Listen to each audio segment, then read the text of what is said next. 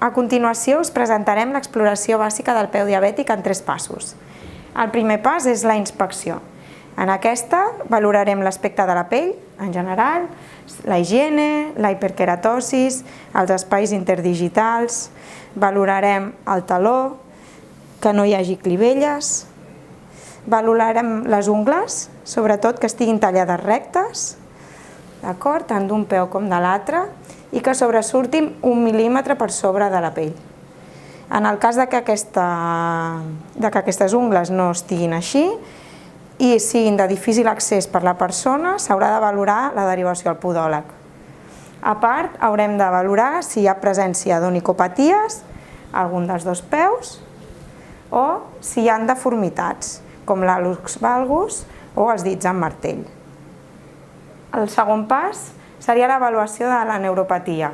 Aquesta es realitza amb el monofilament, en 3 punts. El primer punt és pel pis del primer dit, el segon punt és el cap del primer metatarsià i el tercer punt és el cap del 5è metatarsià. S'aplicarà una pressió constant de 10 mil·lígrams de mercuri i s'apretarà fins que el monofilament es corba, com us ensenyarem a continuació. Farem aquesta pressió constant fins que es doblegui 1 o 2 segons aplicant aquests 10 mil·lígrams de mercuri, tant a un peu com amb l'altre. Les últimes guies aconsellen la medició en 3 punts, tot i que podem fer la resta de punts, també per la part superior. El tercer pas seria l'avaluació vascular mitjançant la palpació de polsos.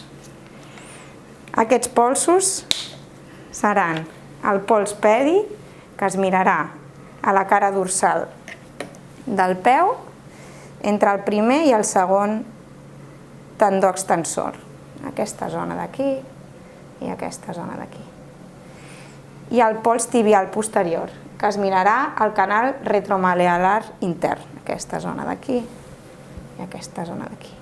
Els podem fer de forma manual, palpant amb els nostres dos primers dits de la mà, aquí, aquí, aquesta zona interna i en aquesta.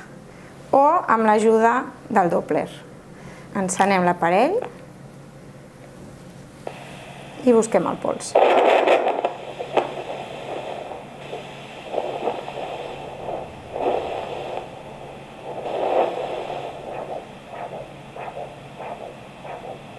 Aquí tindríem un.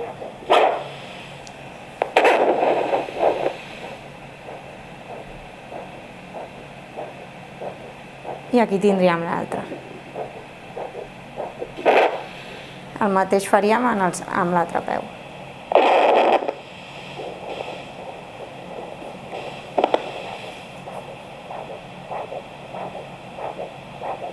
Aquí tindríem un.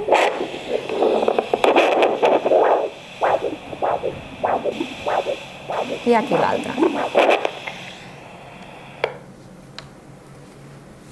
I amb aquestes 3 exploracions tindríem l'avaluació bàsica del peu diabètic.